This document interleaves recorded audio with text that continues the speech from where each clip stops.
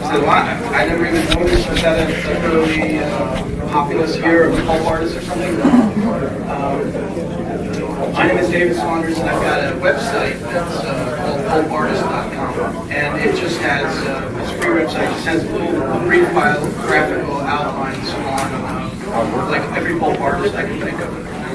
And Mike noticed that there was a bunch of them, so he said, well, pick them out, and you've got 45 minutes. So I looked at the list, and there were 27 artists born in 1911. So I guess that was a good year for pulp artists. We picked these three, thinking that maybe they had some interest in something. So these guys are all 100 years old. Oh, you know what they didn't show me is how to navigate. Oh, I'm sorry. Do I hit space bar or something? Enter. All right, David Saunders, I'm sure you all know. He's the son of Norman Saunders and an accomplished artist in his own right. He's also written extensively about pulp artists. He's written a lot of articles and illustration. He has 2 books, is that his book? One on his dad and one on his work. So, here he goes. Hello.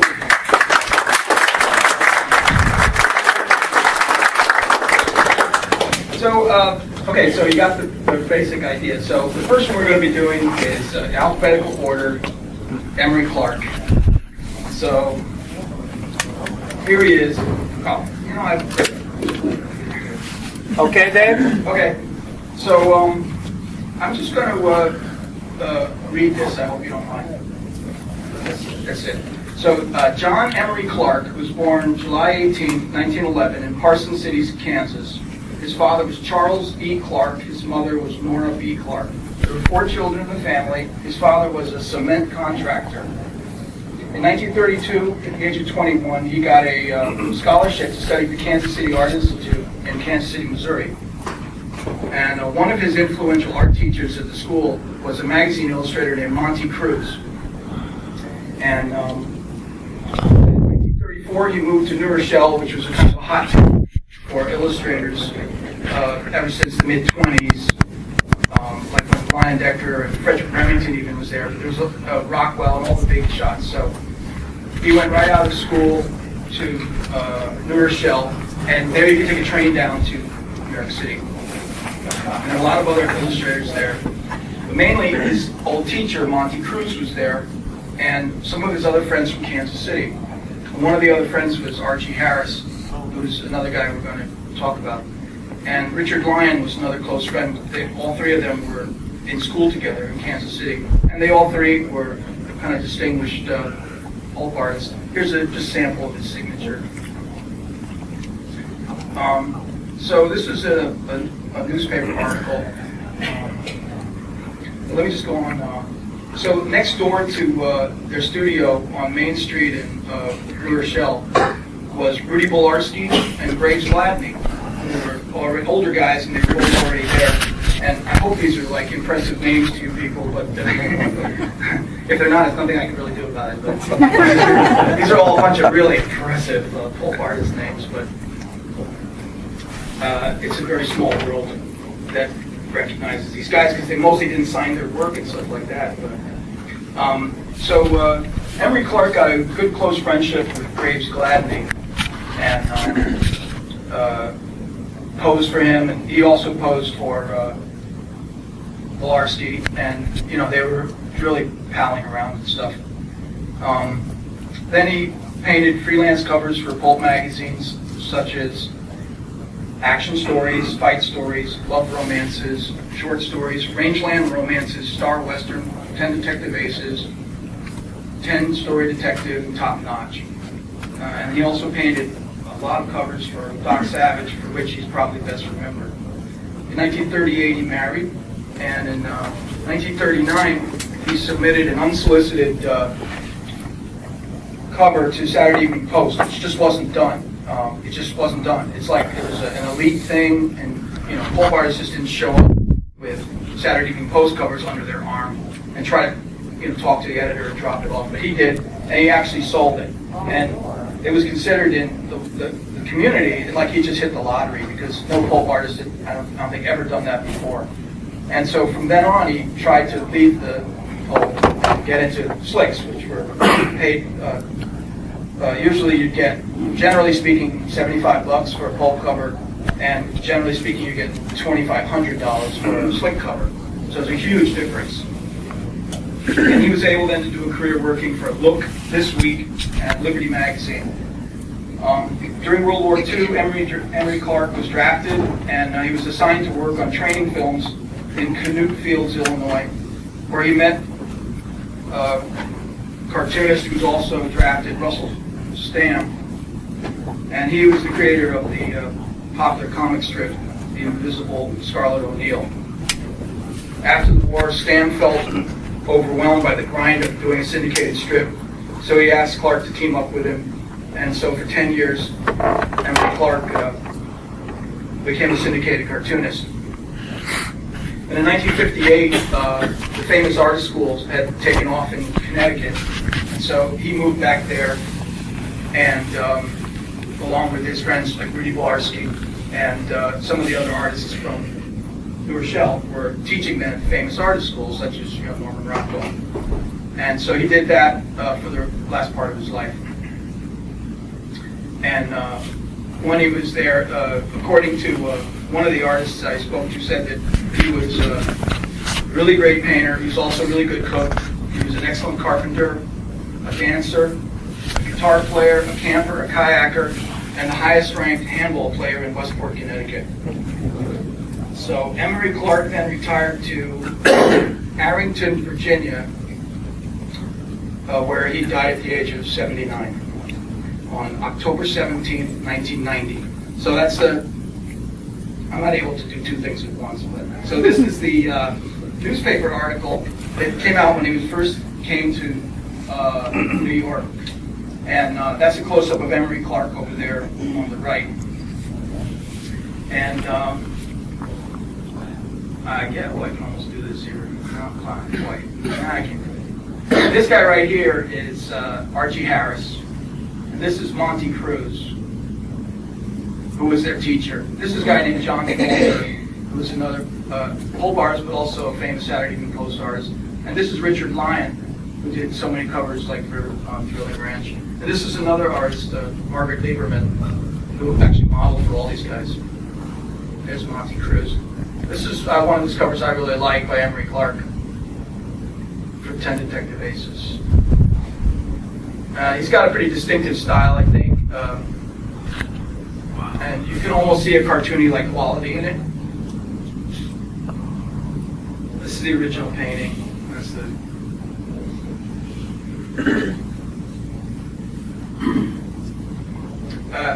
So these are a couple of his pals. That's actually John Fulter and Archie Harris posing in that one. And so this is a Doc Savage cover. The guy with the glasses is John Fulter. And the guy with the cigarette is Grace Gladney. And the person with the back turned to us is Richard Lyon. I don't know who posed for Doc. But in case you don't know who John Fulter is, I just wanted to show you one of the pulps that he did. And this is a funny picture I found. Walter Baumhofer had Johnny Fulter posing for him also. And you see a little Baumhofer in the background there. This is, you might recognize Richard Lyon's painting style. He often, you can see his signature over here, Richard Lyon. But he and Emery Clarke were good close friends. This was a weird thing I found in John Fulter's estate collection when he died. It's a Doc Savage cover by Emery Clarke, and he says he's posing here. And this, what's written at the bottom is written by John Fulter. John Fulter, I guess, went on to become more of a household name because he really was a kind of a Norman Rockwell replacement at Saturday Evening Post.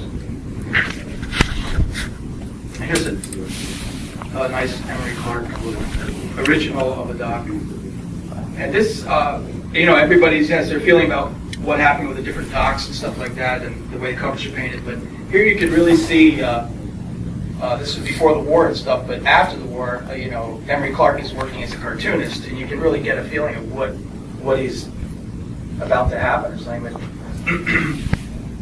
Here's a picture of him at that time, and here's Scarlett O'Neal, and it's credited only to Russell's stamp and stuff. But during this time period is when he was working on it with him. I think this guy, Stainless Steel, actually looks like those characters that were in the Doc Savage back here, with that weird flip in the hair.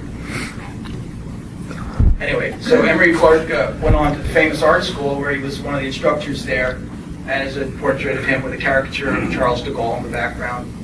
And this is the drawing of Al Dorn, who founded the famous art school. You probably remember from comic books and stuff like that.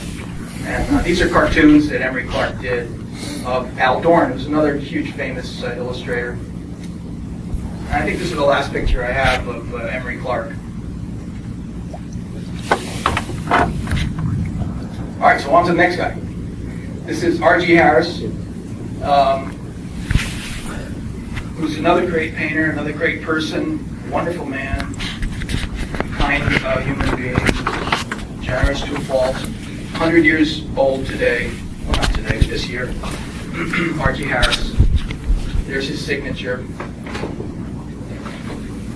So if it's okay, I was going to read a bio on him again.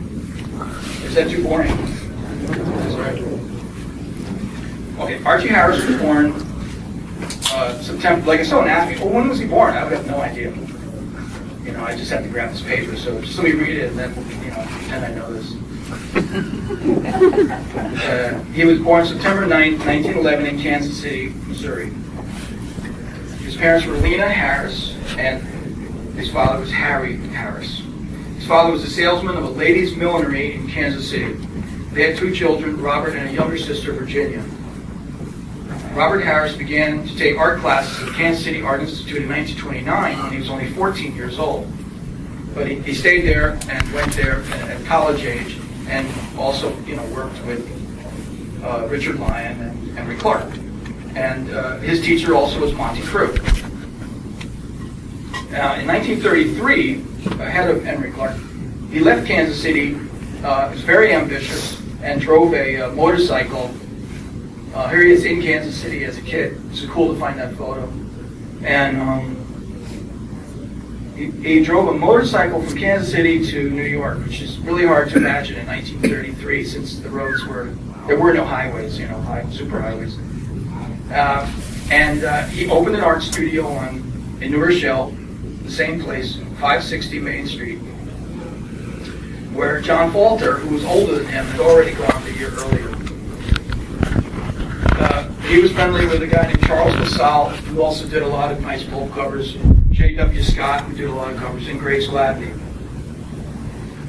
And 1 year later, he was joined by Richard Lyon, Emery Clarke, and Monty Cruz. So he would take the train down to New York to Grand Central Station, which was 40 minutes away, and studied with Harvey Dunn at Grand Central School of Art. And he also studied with George Bridgman at the Art Students League. And this is actually kind of interesting because George Bridgman was the most important draftsman in the United States, probably to this day almost. He was the most important and respected draftsman ever.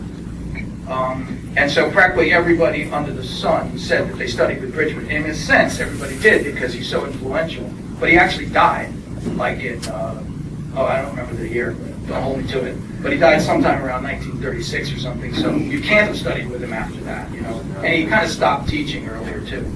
But anyway, I double-checked and I found George Bridgman's class enrollment, and sure enough, Robert Harris did actually study with him. So not only did he study with him, but he actually studied with him, because most people say they studied with him, but he didn't. All right, that's pointless. His first published assignments were First Street and Smith, which were story illustrations, but then he began to do covers. He did complete stories, double action Western, Doc Savage, Pete Rice Western, Thrilling Adventures, Western Roundup, Western Story, and Wild West Weekly. In 1935, he married Marjorie Eleanor King, who who had also been a student at the Kansas City Art Institute. So the model in this probably knew his wife, I would imagine, because he's a student when he was doing this painting.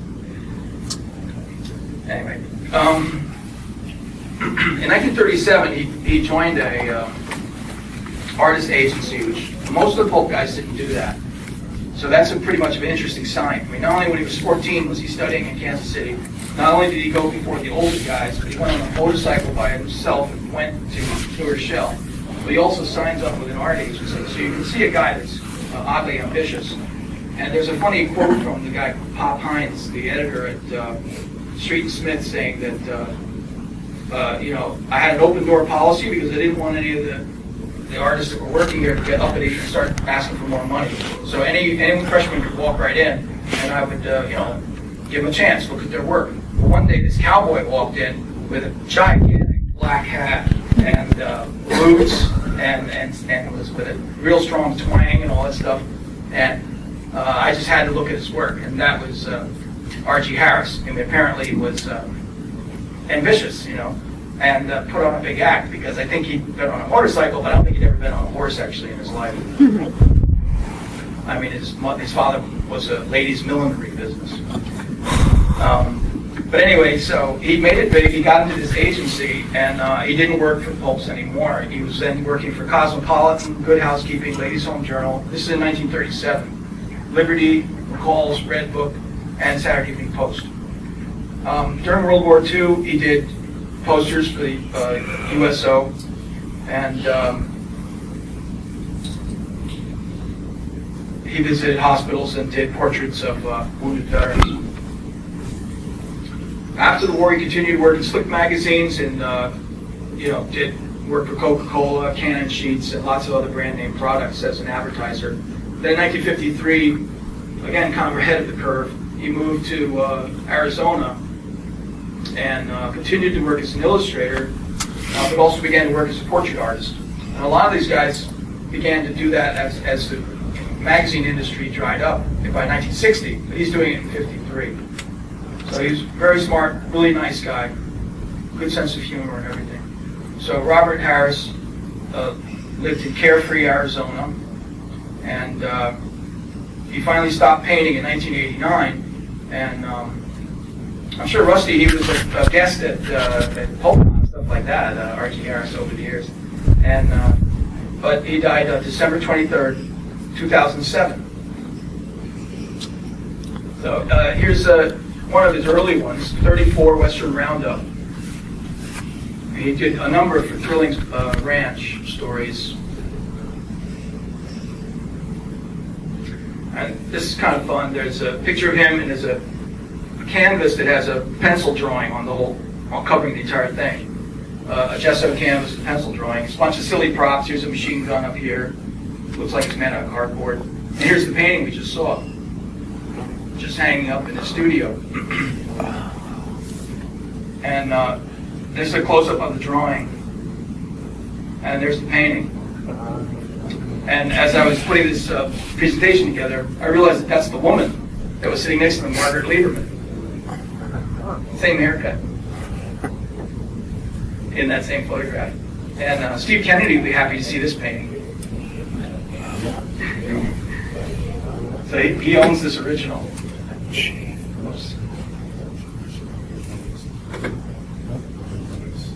There's a nice Doc Savage cover. Pretty creepy looking.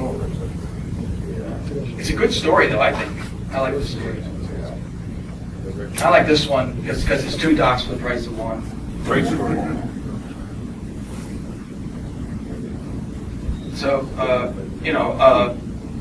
Baumhofer really, invented the Doc Savage character and stuff.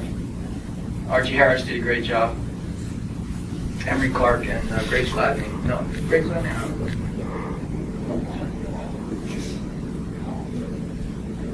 Here he is in his studio later, and that's Richard Lyon sitting next to him. He still's up in New Rochelle.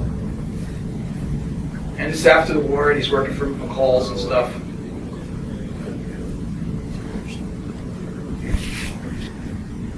And here's like the wide lapel of the 54 look. And here he is with Richard Lyon again in retirement, visiting each other. So they stayed pals their whole life. Okay. The next guy we're going to look at is a oddball, Milton Luros. I think he's less well known, but to most people. But he's I think it's fun. This guy's really fun. But he's took me forever. I mean, 2 solid years of work to get this photograph. Very difficult to research this person, but a lot of things, especially like in Pulp, Robert Lesser's book, there's a nice painting by a guy.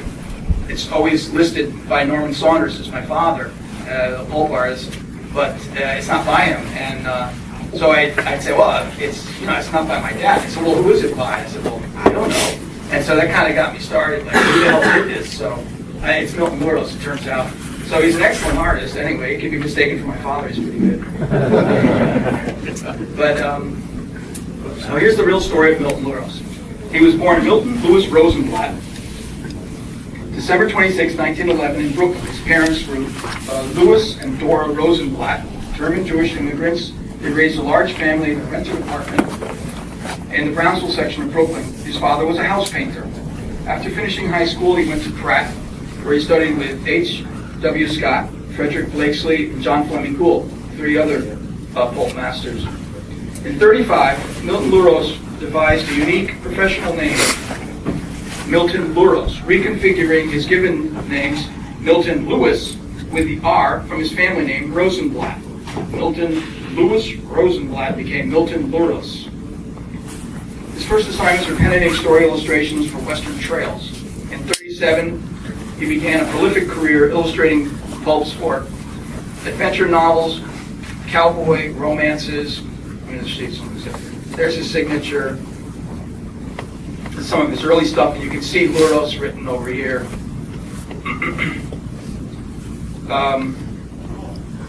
Double Action Gang, exciting Western, detective novels, detective tales, new detective, popular detective, science fiction, strange detective, 10 detective aces, 10 story detective, thrilling ranch, true crime, true gangsters, Western aces, and Western yarns. And that's only a part of it. He married Beatrice Besson, and they moved to a nicer neighborhood in Brooklyn, and they raised 2 sons. In 1940, he rented an art studio at 39 West 67th Street, which is a popular neighborhood. They had a big building there called the Arcade. It was filled with George Gross and lots of DeSoto, Gloria Stoll, Alan Anderson, Richard Lewis, Alex Redmond, and my father, Norm Saunders, was there, and they became friendly. During World War II, he served as a tech sergeant in the Army Corps of Engineers in Fort Belvoir, PA. How do you pronounce that? Belvoir? Belvoir, Virginia.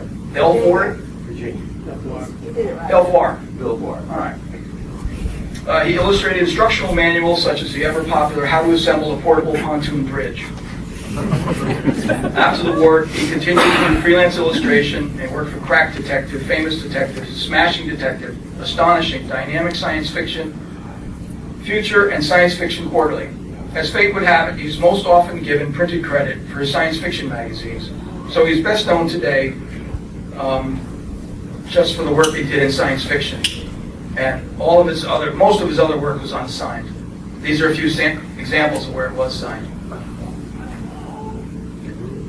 This one also has a little Luros written right over here.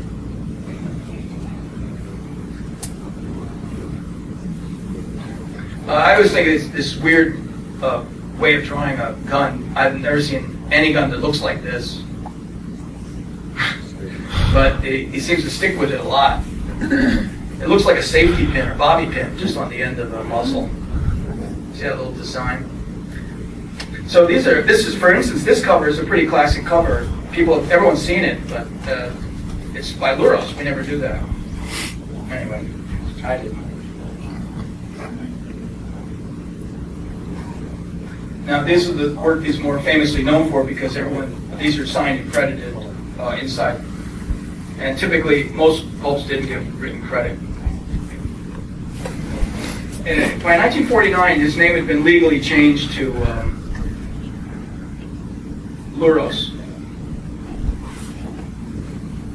a really nasty painting. This guy's a Nazi. He's got like a Nazi ring. He's got brass, and he's like beating the crap out of this guy. But everyone looks like Milton Luros in the that love-hate relationship with himself. And this woman with the arched eyebrows is another sign you can tell of his work. This is a funny advertisement, a little confusing again, but this was in Super Sports, 1943, an ad for Crack Detective with the actor Henry Travers. And it says, only the best people read Crack Detective. And there's a Milton Luros cover. This scowling woman is what I often look for when I was trying to identify his work. Same scowling woman, same self-portrait, same Luger. But he got written credit on this one. And this is the one that's always attributed to my father. But again, you can see Milton Luros' double portrait here and here. Beautiful scowling woman. I love this. What's that?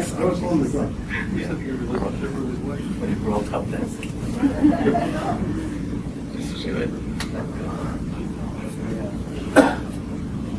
There's a friend of mine is an artist. I don't know if you've ever heard of him, Raphael Sawyer, and he was talking to some friends about in the 70s, I guess, and they were saying like, well, I didn't get to be as famous an artist, as I should have been or something, and Raphael said, yeah, but you got to be what you did, what the hell else would we become? Buttonholers? What could we do? Because there's nothing you could do in New York if you were a Jewish immigrant in those days, so this is a perfect Louis Rosenblatt showing the buttonholer hard at work. And he grows up to become a painter, and it goes above.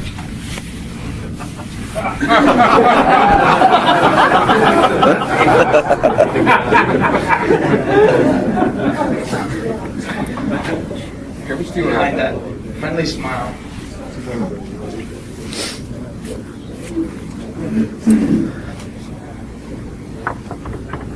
Here again, the arched eyebrow to the nth degree.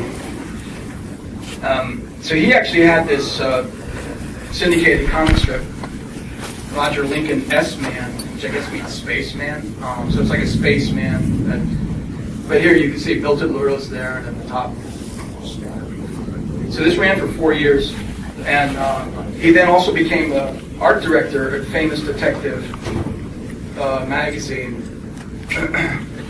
And he did the interiors and the covers, and I think he's actually the only artist ever who did all three of those jobs simultaneously on one magazine as art director, all the interiors, and the cover. But so it's either a feather in his cap or an indication just how cheap everything was getting in the industry at that point. But he decided in 1955 that he would start an artist agency of his own. And the biggest art agency was called American Artist Agency. And so he named a company called American Art Agency. He had a lot of artists that were unemployed pulp artists. And the American Artist Agency had all the top artists in America. And so he would go around and try to benefit from this, any misunderstanding that might result. And my father joined his art agency, but Dad said that he knew everyone I knew, so I don't know why I should give him 10%.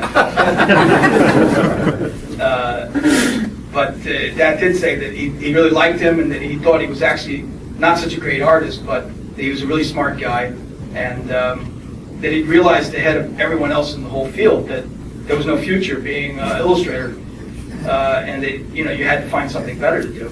And he started to work in men's adventure magazines, and Randy Vanderbeek, this is one of the last artists we were always trying to identify for real Western romances, is Milton Luros. Anyway, so this is a men's adventure magazine. So you see he's moving up in the world here. And they were all man's life, men in conflict, Real Action, Real Men, and Sir. A lot of these were published by the same publishers that produced the Pulps, and so they still paid very little money, and that's how they always treated everything. They didn't make a fortune either, so it's not like they were evil or anything, but there was no money in sort of mass culture, non-advertising generated funding of fiction publication. So it's really the ads are all that brought money to some small sector of popular fiction publishing, I guess, for magazines and periodicals. In 1957, Milton Luros started to do some movie posters, get a few jobs, and to try and capitalize on that, he moved in 1958 out to the West Coast. And he then got involved as doing some artwork and trying to become the art director for a couple of men's magazines put out there. One's called Adam, one's called Night. These are his men's adventure magazines that he's illustrating. And that was his new signature instead, ML. This got to be the ugliest of any cover ever done. But this is his own magazine called Cocktail, and you probably know, if you know anything about the scene behind the scenes of publishing, that the distribution business, there's always a lot of funny stuff going on in there, and cookbooks and things like that. And Cocktail was only distributed by liquor distributors and only sold in liquor stores. So that's probably a new spin on things. But pretty soon, he became the head of something called Parliament News Publishing Distributors Company, which specialized in nudist and erotic publications. And he was the titular head of this organization because it was actually, mob-controlled thing. He probably was just an employee. But anyway, in 1967, during all the polarized times, Parliament News became the target of a big legal case over indecency, and their records were subpoenaed, and Milton Luros had to publicly be humiliated, I guess, by worldwide headlines saying Milton Luros is the world's richest pornographer, because it turned out he was earning $6 million a year. And I guess he really was, I don't know. But, it's probably, the definition of pornography, is always changing. I don't want to take a stand on that if I can avoid it, but it would definitely be an injustice to take this sensational event and completely disregard everything that Milton Luros did as an artist to contribute to American popular culture. But he went on to work for 30 years after this crisis or whatever, and died in April 1999. And one of the things he did, he hired my father to make some porno books, and this was in '67, and this actually is me. I don't know if you recognize me, but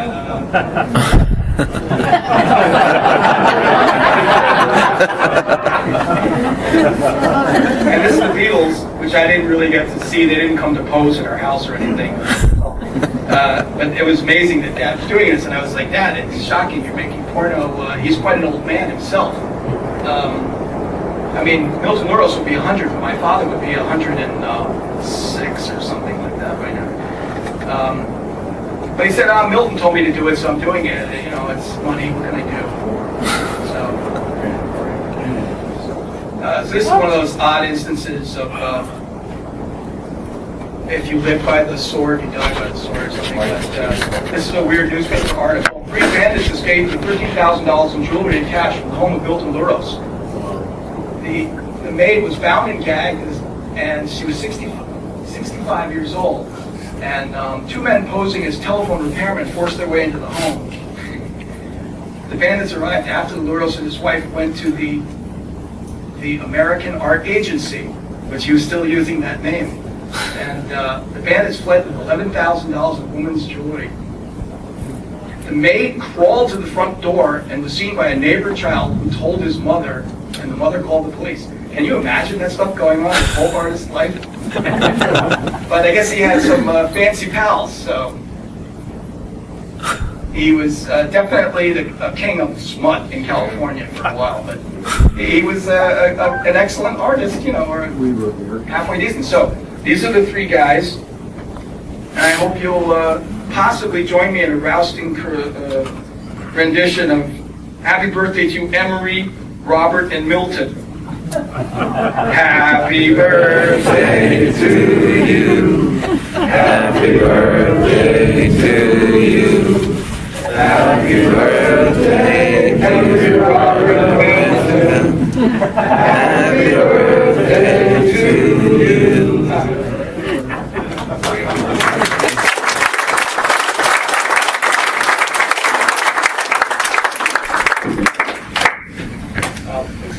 Any questions? All right, let's get on. Thank you very much.